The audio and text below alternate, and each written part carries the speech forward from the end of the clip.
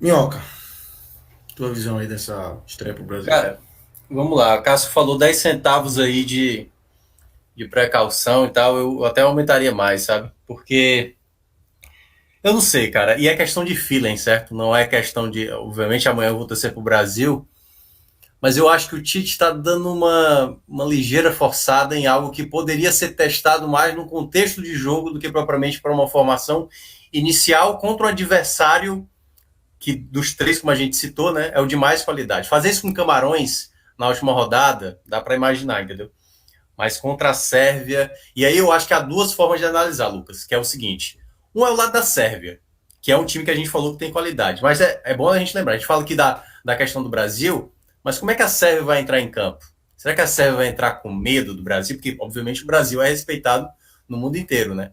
Ou eles vão jogar muito nessa base. Pô, já aconteceu ali com a Alemanha, aconteceu com a Argentina, dá pra gente, entendeu? Pode ser que eles joguem. Aliás, todo mundo que joga contra o Brasil joga mesmo como se fosse a grande final.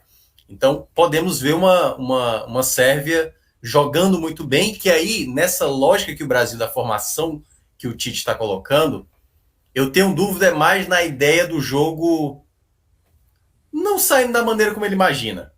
E aí, vamos lá, no que o Vilar falou. Vinícius Júnior é o melhor jogador brasileiro na atualidade, certo? É para ser titular?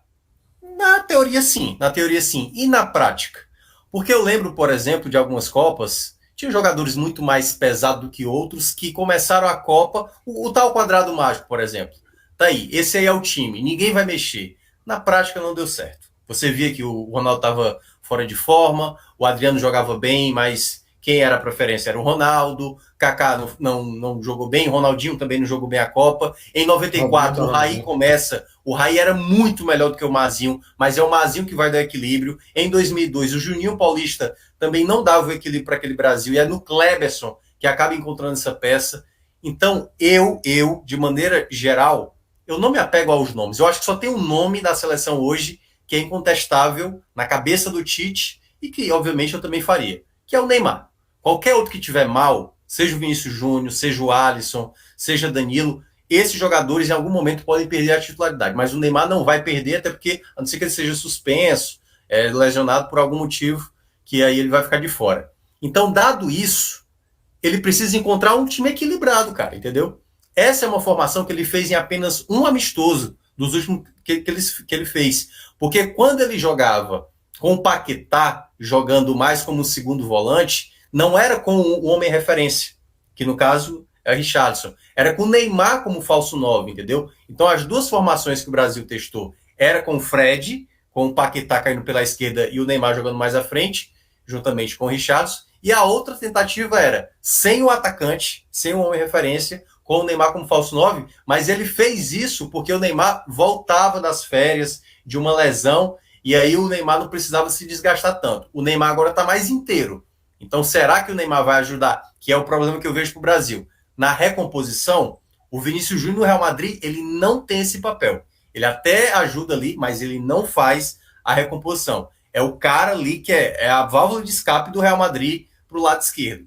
Então, no cenário, se o Brasil perde uma bola quando está todo para frente, com a qualidade que tem Savic, Matic e tal, para encontrar goleadores ali como tem a Sérvia, eu acho muito preocupante. Então, eu tô mais pro lado temeroso, entendeu? Tanto é que o meu palpite, se eu for palpitar, eu acho que tá. Olha o que eu vou falar. Acho que tá mais para a derrota do Brasil, mesmo eu achando o Brasil favorito. O meu feeling diz que alguma coisa pode desandar, até porque tem algumas coisas no Brasil. Vamos voltar um ano e meio, né? Um ano e meio atrás, o Brasil não estava bem quando perdeu aquela Copa América para a Argentina. E aí depois o Tite veio com os garotos. E também é bom lembrar, dos 26 que estão nessa Copa, 16 estão jogando a primeira Copa. E aí eu não sei se o Vinícius Júnior, se o Rafinha, se o Paquetá, esses caras, numa Copa do Mundo, eles vão conseguir saber lidar, né? Eu acho que foi o Pedro que falou, dizendo que o Casimiro falou assim para ele: cara, é tipo jogar Champions, mas é 7 jogos. São 7 finais mesmo, entendeu? Não dá para errar, cara. Não dá para errar. E todo erro é pressão, e é pressão, e é pressão. Então, eu acho que é o componente, e esses componentes aí é que me geram dúvida, mas, claro, vou estar na torcida amanhã, Eu, te- mas eu tenho receio. Então, eu tenho uma análise parecida com um ponto que o Minhoca comentou, mas concluindo para um ponto meio oposto. Eu concordo muito quando o Minhoca fala que o Brasil, ao longo da campanha, não pode ser um time imutável, que tem que entender, que tem que ir entendendo, sentindo quais são os jogadores que vão encaixar na equipe, que um jogador que está no banco, na verdade, pode ser uma opção que vai dar um equilíbrio melhor, que vai corrigir um problema, que vai dar uma solução nova. Mas eu acho que para se atingir isso, você tem que começar com os melhores.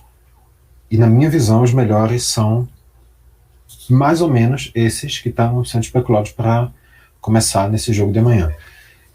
No máximo, eu ficaria com a interrogação no nome do Paquetá. Eu, particularmente, prefiro o Bruno Guimarães. Acho que ele conseguiria dar uma consistência um pouco melhor, mas isso é um detalhe que aí também, ao longo de 7 jogos, vai ter. Claro, 7 jogos se chega a isso. Que ao longo da campanha vai ter tempo para se observar, vai ter tempo para se corrigir falhas que aconteçam. Claro, se forem falhas muito graves, não vai existir esse tempo. Mas pelo que o Brasil já mostrou até agora, durante esse período de preparação, pelo que o Brasil vem mostrando nas últimas partidas, o Brasil não tem falhas tão graves assim para ser uma situação desesperadora que essa equipe não tenha condições de se classificar. Então eu acho que o cenário ideal é começar com os melhores. Ainda que o jogo contra a Sérvia seja o jogo mais difícil, ainda que o jogo contra a Sérvia seja o jogo que tenha um time com uma melhor capacidade ofensiva enfrentando o Brasil, que seja um time que tenha peças no meio campo que consigam fazer essa transição melhor, que tenha peças na defesa que conseguirão dar um trabalho maior para esse quarteto de ataque brasileiro. Apesar de tudo isso, eu acho que essa escalação é a necessária, porque é o melhor que o Brasil tem. Pelo menos no papel. Na prática, aí a gente vai ter que ver como é que essa seleção se desempenha. Quanto ao fato do Brasil ter testado pouco esse tipo de formação, aí no caso eu já acho que é um erro do período preparatório. Porque já dava para se ter ideia de algum tempo que essa base seria a melhor base que o Brasil teria. Não foi de 2 meses para cá que Vinícius Júnior começou a ter uma atuação que faz com que ele mereça ser convocado no Brasil.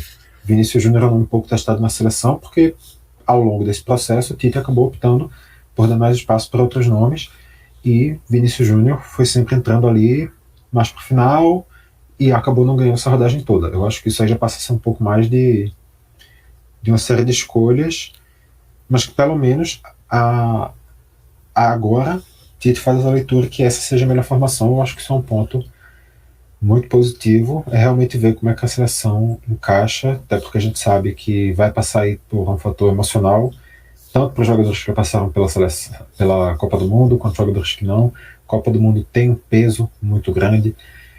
Viajar com a seleção brasileira para um torneio importante, mesmo sem ser a Copa, tem um peso muito importante. Vestir a camisa da seleção, vestir alguns números específicos da seleção, tem muita coisa que vai pesar muito. Tem muito jogador jovem que vai ter experiência desse porte pela primeira vez. O próprio Pedro, por exemplo, Minhoca falou que Pedro tinha falado alguma coisa com o Thiago Silva sobre Champions. Pedro sequer tem a experiência da Champions para poder ter esse referencial. Então tem... Claro, não que Pedro vai ser titular, mas enfim, dá para entender a ideia. E eu acho que o Brasil tem um cenário de classificação muito bem construído e que isso faz com que o Brasil tenha 3 jogos para encontrar o seu time. E aí vem muito aquilo que Tite vinha falando já desde logo que perdeu a Copa de 2018, aquela eliminação nas quartas para a Bélgica. Desde então, já perdi as contas de quantas vezes eu ouvi Tite dizendo isso, que ele aprendeu que Copa é uma competição de tiro curto, que agora ele sabe quando é que ele vai poder, que ele sabe que ele tem que mexer rápido, que se uma coisa não dá certo, ele tem que reagir e encontrar uma solução. Então, dentro de um cenário de 3 jogos, eu acredito que o Brasil vai poder encontrar já alguma solução para melhorar o time, porque, claro, a gente sabe que não é o time do papel, o time perfeito do papel que vai ser o time perfeito na prática, e eu acho que com uma classificação que eu vejo como encaminhada, o Brasil vai ter essa base para chegar nas quartas de final, nas oitavas, nas quartas, e onde quer que chegue com uma formação mais azeitada.